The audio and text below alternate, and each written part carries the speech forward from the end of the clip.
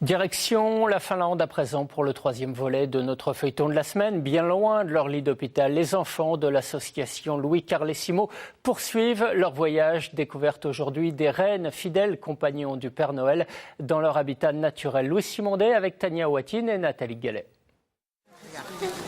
Oh, c'est bon!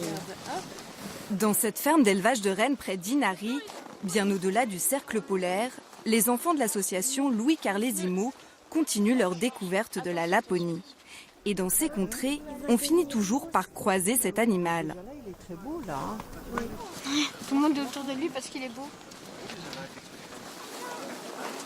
C'était magnifique, ça. Tu sens la langue comme ça. C'était vraiment bien.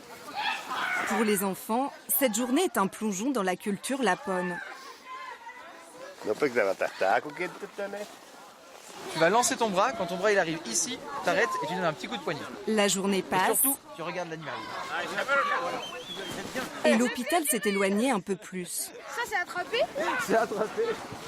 Et alors, t'as réussi? Oui, j'ai attrapé par la queue, par le derrière. Les jeunes Français apprennent des tonnes de choses sur les Samis. Qu'ils sont le dernier peuple autochtone en Europe, que l'élevage de rennes est leur principale activité et que 200 000 rennes vivent dans cette région, soit plus de rennes que d'habitants. Alors les rennes aujourd'hui c'est principalement pour la viande. On les sélectionne pour qu'ils aient le plus de viande possible. Et ensuite on va utiliser aussi leur peau, leur bois, leurs os pour faire des objets d'artisanat. Direction maintenant la Kota, cette maison en bois traditionnelle. The name for this kind of cup is kuksa. Kuksa. Can you say it? Kuksa. Aujourd'hui, pour survivre, les éleveurs de rennes se tournent vers des activités complémentaires, comme le tourisme. Nous, les Samis, on n'est vraiment pas très nombreux et on veut que notre culture perdure. C'est pour ça qu'on veut la faire découvrir aux visiteurs. Il ne reste plus que 10 000 Samis en Laponie. 10 000 sur un territoire de plusieurs milliers de kilomètres, avec ses immenses forêts de pins, ses étendues à perte de vue et ses lacs gelés. Et lorsque les routes sont enneigées, ils utilisent encore leur mode de transport ancestral, le traîneau tiré par des rennes. Et Evan en a profité.